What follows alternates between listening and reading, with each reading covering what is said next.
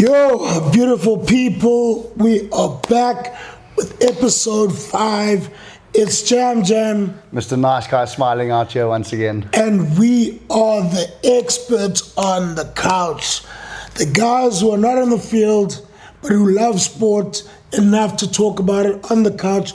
We give our expert opinions and we give you a breakdown of the week and weekend's results. And we also do predictions. And most importantly, we do picks. Our picks right now, what we're sitting at 79% correction rate, if I call it that, or prediction rate. So listen to our picks. One of the big picks we picked the Bulls recently to go get to win in the semi-final, and a few people got paid over that. So guys, listen to our picks at the end of the episode and let us know if you win some money. Send some money our way, but also don't forget, like, subscribe, hit that like, subscribe button. Also share on our social media. Go follow our social media pages. But let's get straight into it, starting off with some schoolboy rugby results. What another epic weekend. And I'm so stoked that we got to spend the weekend together on so for those of you who don't know, we were at the Bish Bosh, Rondebosch versus Bishops, my first game that I've watched between the two schools. I've been here 16 years. It's taken me 16 years too many. What a game. What a day of rugby. What a comeback by Rondebosch against Bishops at the rivalries. What a game. The boys really stuck it out. I'm very impressed by what I saw from you guys, Rondebosch side. No, thank you, James. I mean, like you said, I think I agree with you. It took you 16 years too long to come experience that. Obviously having you around that field, I mean, even the Bishops boys absolutely loved you. I could see it. But yeah, obviously going back to Rondebosch, I mean, must congratulate them.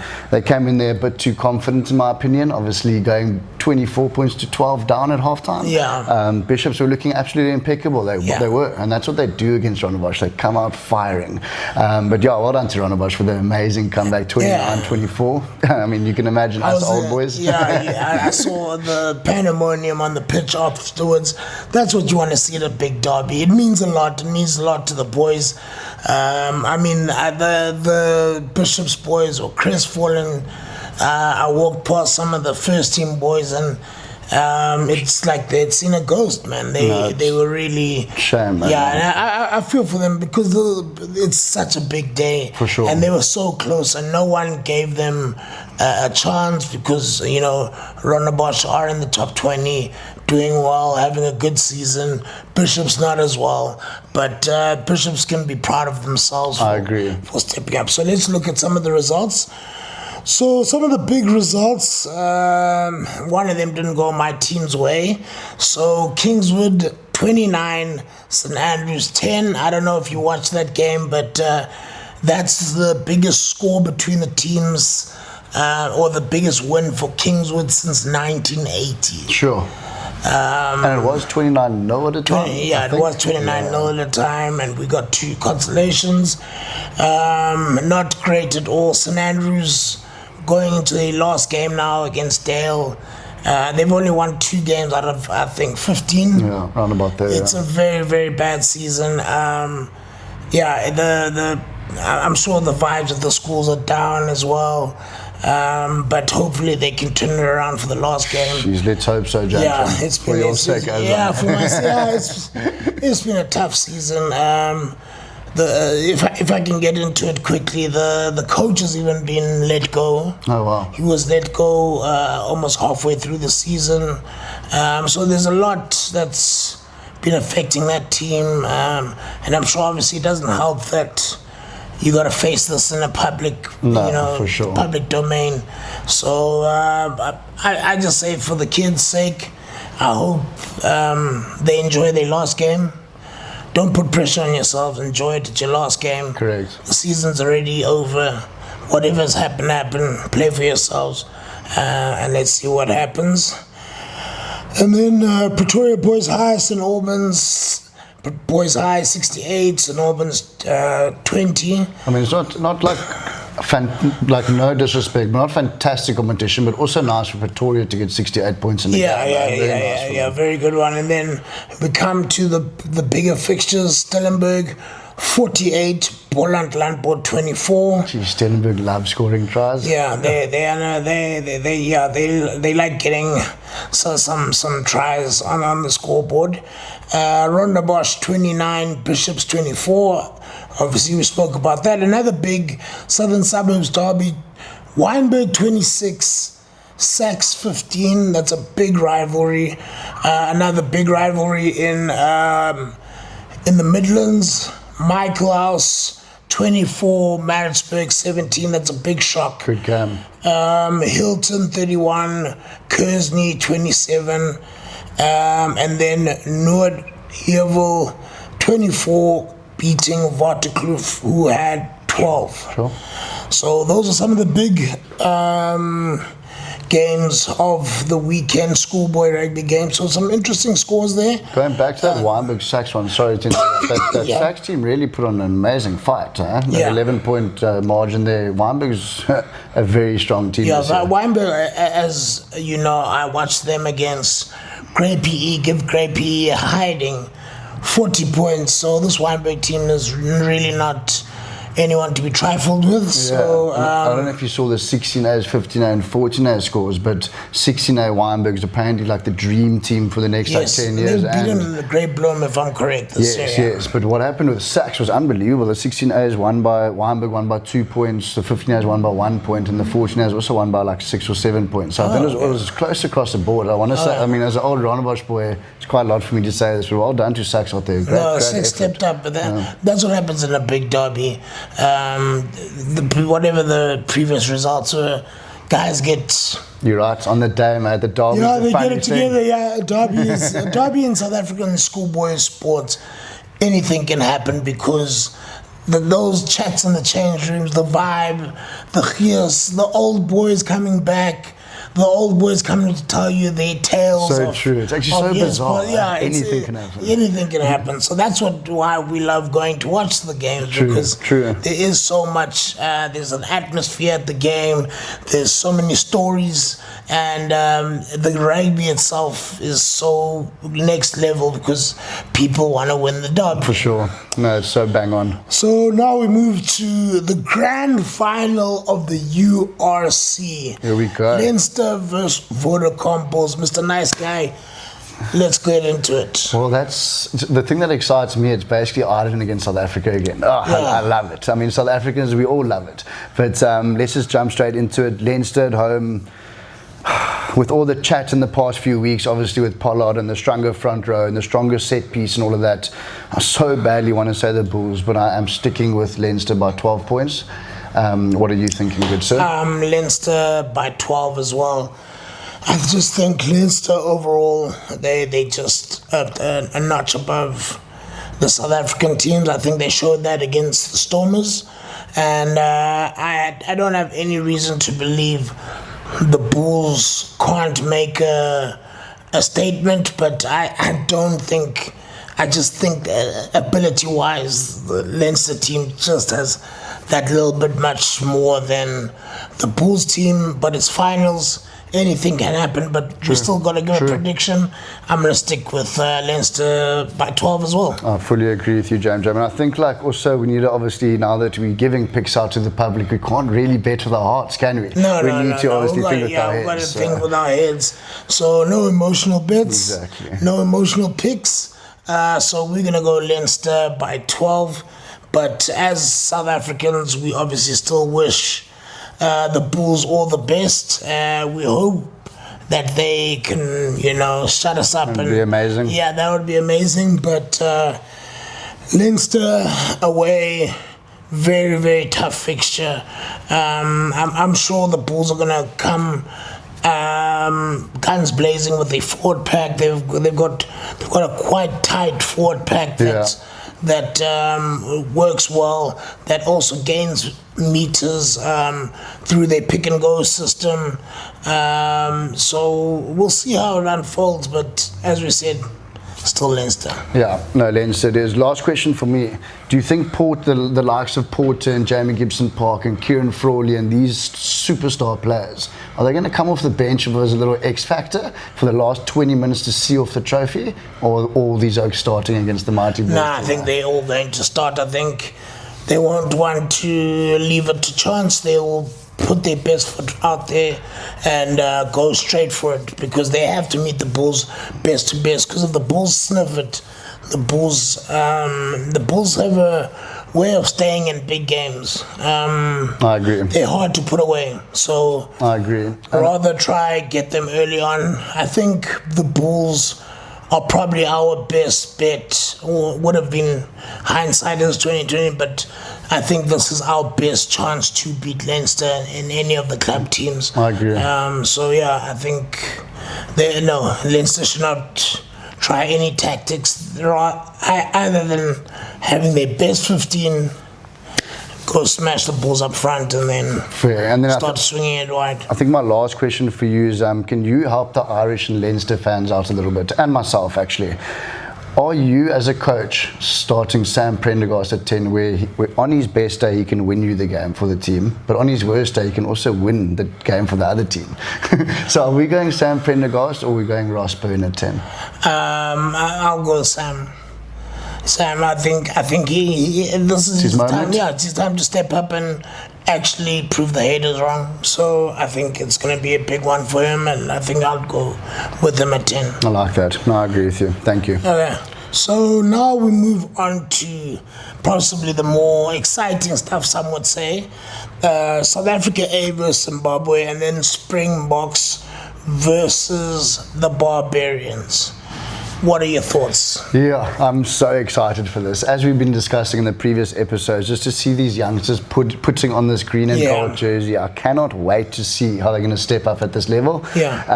Obviously, in terms of picks, like we said Leinster by 12, SAA against Zimbabwe. While we're on that fact, I just want to say congratulations to Joel Carew, a friend and the Rondebosch first team coach, obviously going over with Zimbabwe and taking them to the World Cup next year. Oh, that's great. Good luck to you, good sir. But yeah, I think that SAA side is going to be hot. It's going to be like Siyayas and Kian Horns, and it's going to be exciting. I saw a predictive team. Moyo's there, so there's a couple. Bato from the Lions is there, I mean, those 5 players is electric. I can't wait to watch all of that. Emmanuel Chituka, Vince might be in the mix. Is it Imad? Yeah. Imad, yes, Khan from the Stormers. So that's very exciting. Yeah. So it's almost like a Marcus Muller as well. So it's almost like a mixture of, it's almost like a SA under 23. Correct. Well said. Yeah, well said. SA under 23 kind of squad, under 25s, which is interesting. So we can see who's ready to. I know it's Zimbabwe, but Zimbabwe obviously have their own plans. They want to play many strong teams before their first World Cup game. So, I mean, the SAA side is a very strong team. So I'm happy for Zimbabwe themselves. And I want to see what these boys can do, what the new combinations look like, what that whole setup will look like, because some of them can start making an impression to be part of the trip that goes to 2027 to defend the Rugby World Cup. No, I agree with you. So boys have to make it count. No, I'm sorry, I can't stop smiling. I'm frothing for this game. Yeah. I can't wait to see these South guys. Africa is exciting. And then South Africa versus Barbars. I mean, last year, the year before, we basically gave Barbars 60 in Cape Town. Talk us through what you're thinking might happen. What do you think we'll go for? Inexperienced squad, or do you think we're gonna really put a front foot sort of team. Yeah, it It has been quite an interesting past 72 hours, because I know Rassie on Saturday said on Tuesday afternoon, which is this afternoon, that the lineups are going to get released. And since then, Kjør Zaus and SA Rugby Mag and Rugby Dump and all Planet and all of these guys have been giving their predicted lineups, and everyone's saying a different thing. Someone's going like Damien Willemse and that sort of experience in the side. Some are going Siyaya and Keen Horns, and so like it's really confusing me. But if you really had to ask me, I think Rassie's going to stick to most of his guns, and then he likes to play 3 or 4 players around these old heads, and then he'll make subs like that. So I'm very interested to see where those positions are. But to answer your question, I can see the fly-off position actually accommodating that. I want to see Vusi Moyo or Yakin Ahmed or one of those in the main squad. Yeah. I would love to see that. So just give us a little, where's Vusi Moyo from? Sure, it's a very good question, Jan. I must actually do a bit more research on that, gent. Yeah. Because Yakin Ahmed's my boy. I can tell you a lot more about him. Tell us, give us some insight into these youngsters. Yeah, no, obviously as a Rondebosch coach myself, I've been watching Yakin Ahmed at Weinberg, ripping it up since grade 8, and he was absolutely impeccable as a youngster. But like he really started pulling through when he grew into his body in grade 10, grade 11, and already started not obviously as a captain, but started leading the first team in grade 11. And by the time we got to matric, it was like park rugby for him. It really was. It was like there's only a certain amount of players that make schoolboy rugby look like this, like Nick Costas and Dylan Lates, and I know it's a huge statement putting him like in that like sort of era and boat. Those are very big names, yes. But that is what he deserves, in my opinion, and that is why he's got the green and gold call up. So yeah, very excited to see Yakin Ahmed out there. As you said, there's just so much exciting talent pulling through for these 2 games this weekend. But going back to the picks, as you asked me earlier, I'm going to go with SAO over Zimbabwe by 35 points or more. And then my actual exact prediction for the Barbarians game was 57-17, which is a little bit too big, because if I can tell you guys, I was at Rondebosch Fields yesterday, and I was lucky enough to watch the Barbarians train out there, and it was Duan van der Merwe, TJ Preyanora, Andrew Kellaway. I mean, these names, they are impeccable. But again, as we all know, the Barbars only have a certain amount of days to train together. So even yesterday on the field, it was like knock on there, knock on there. As fun as the concept always is, I mean, getting this group of players who have different personalities, different playing styles, different ways of doing things. It's always a big task to get the Barbars cooking, but if they do cook, it looks brilliant. Oh, it's beautiful to watch. So what a great tradition. I'm so grateful that they're coming back to South Africa, entertaining us again, wanting to give us another show. I will go South Africa A versus Zimbabwe. I'd say South Africa A by 30. And then I would go Barbars probably 47-12 if they're lucky. Okay. But also big margins, very big margins. But exciting times. First Springbok game. I know it's not a test, but to Springbok fans, it's always it basically is a test. Nice one that it's happening in Gqeberha, which is nice for other Always happy cities. for that stadium as well. Always happy for that stadium when they get a major event, and I'm hoping for a sold out stadium. I know the people in Eastern Cape have been wanting, Come on, lads, sell that thing out. So let's sell it out. Let's get some numbers in there. And let's really support the Boks, man. It's exciting times. World Cup just over a year away, going to Australia. So the build up to the World Cup basically starts now. Yeah. The positions that need to be filled, that competition starts now. So this is why it's also exciting for me. I want to see who is going to put up their hand and say, this is my opportunity to defend the World Cup 2027 in Australia playing for the Springboks. So yeah, 100%. We've got a lot of good rugby coming up. And then also as a Stormers fan, sorry to interrupt you, but as a Stormers fan, I also just want to congratulate on the weekend, obviously, with a couple of injuries and Simon Murat's injury being extended now as well. Rassie has invited another 2 Stormers out there, Ruben van Heerden and Andre Smith. Yes, I saw that. Well done to them. Stormers family, keep shining, keep representing us in that green and gold. Now we move to football. Can't smile much. Maybe a bit more of a somber mood now. Bafana Mexico too. Bafana know. What's your thoughts? What did you think about the game? Where were you watching? Just give us your roundup about that whole situation. Yeah, so I went to one of my good mates up in Wynberg, he likes to call it Wynberg Upper. Went to go watch it out there with him, and he had a couple of lads over, and as we all were so excited watching Shakira do that pre-ceremony, we're like, here we go again. It just gave it the 2010 feeling again. But obviously going into the game, a couple minutes in already, I was already so stressed, seeing 5 at the back and then maybe even 6 at the back sometimes. I just personally, I don't know as much football as you do and Hugo, and obviously I have a mad respect for them, but I personally just don't think we had the right game plan. I know Hugo said after the game we had our opportunities. I personally didn't see them. I don't know if I watched the wrong game, but I don't think we didn't come out there with the right attitude against a strong Mexican team. I don't think Hugo Bruce is being honest in that assessment. We didn't have a lot of chances. There were not many clear-cut chances. For the opening, we went in there with way too much respect, in my opinion.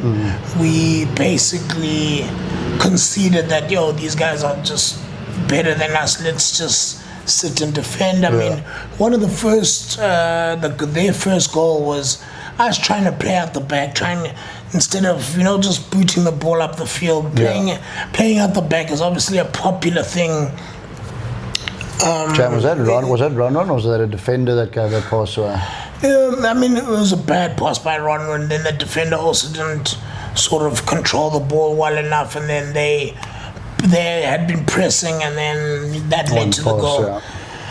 So definitely something that I'm not used to seeing Bafana do, play out the back like that. I always just like playing out the back. For me, I'm old school, booted up. Play your soccer there. Play at that side.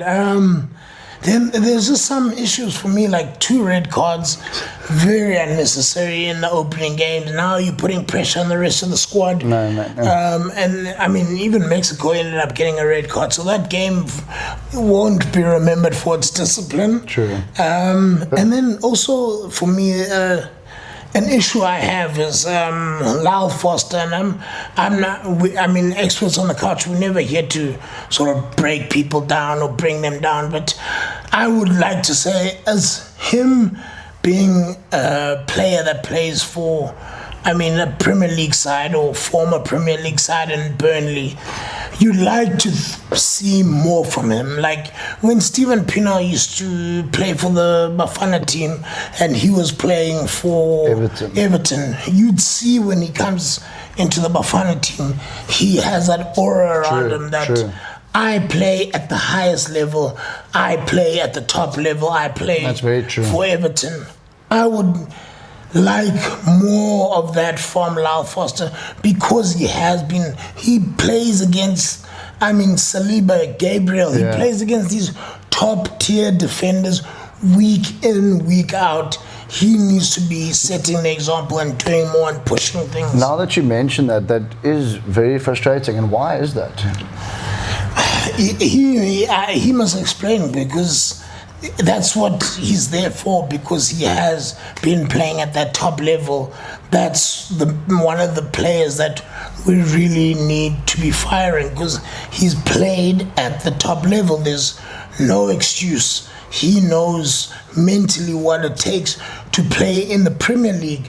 that's the experience that you're supposed to come and bring to the squad and say, hey guys, this is how we elevate the game to the next level, and this is how he elevates the squad to the next level with his expertise, with the knowledge he knows of high-level football. We're just not seeing it.